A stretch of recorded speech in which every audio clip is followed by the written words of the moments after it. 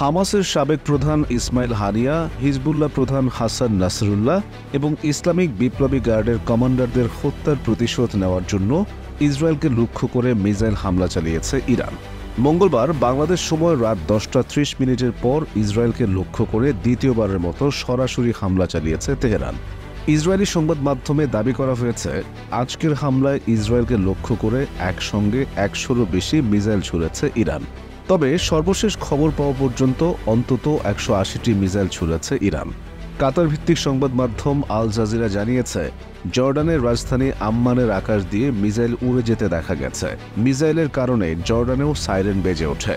ওই সময় অনেক মানুষ বাইরে বের হয়ে আসেন।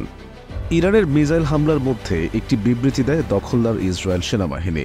এতে তারা বলেছে, ইরান এখনও মিসাইল ছুটছে এবং সেগুলো আটকানোর চেষ্টা করা হচ্ছে।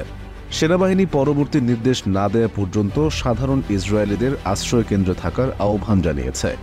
সেনাবাহিনী আরও বলেছে, যেসব বিকট শব্দ শোনা যাচ্ছে সেগুলো হয় মিসাইল আটকানোর কারণে হচ্ছে অথবা আঘাত হানার কারণে হচ্ছে।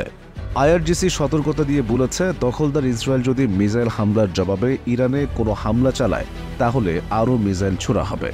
এ ব্যাপারে এক বিবৃতিতে বিপ্লবী গার্ড বলেছে, শহীদ হানিয়া, সাইদ হাসান নাসরুল্লাহ এবং শহীদ নীলফরসানের হত্যার জবাবে আমরা দখলদারদের প্রাণকেন্দ্রে হামলা চালিয়েছে।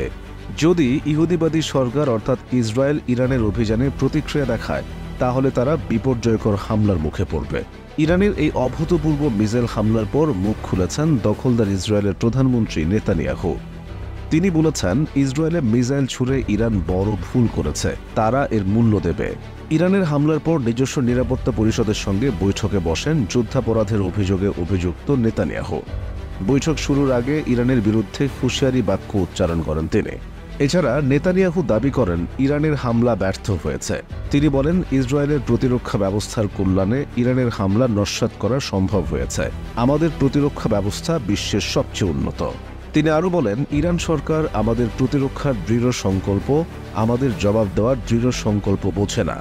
ইয়াহিয়া সিনোয়ার বোঝেনি, মোহাম্মদ দেইফ বোঝেনি, হাসান নাসরুল্লাহ বোঝেনি, প্রধান সামরিক কমান্ডার ফুয়াদ শকর বোঝেনি। খুব সম্ভবত তেহরানে যারা আছে তারাও বোঝে না। তারা বুঝবে, যে আমাদের উপর হামলা চালায় আমরা তার উপর হামলা চালাবো। দখলদার ইসরায়েলের প্রধানমন্ত্রী আরও দাবি করেছেন, ইরানের প্রক্সি বাহিনী ব্যর্থ হচ্ছে, তারা জয়ী হচ্ছেন, আর তারাই জয়ী হয়ে যাবেন এবং যুদ্ধের যত লক্ষ্য আছে তার সবই তারা অর্জন করবেন।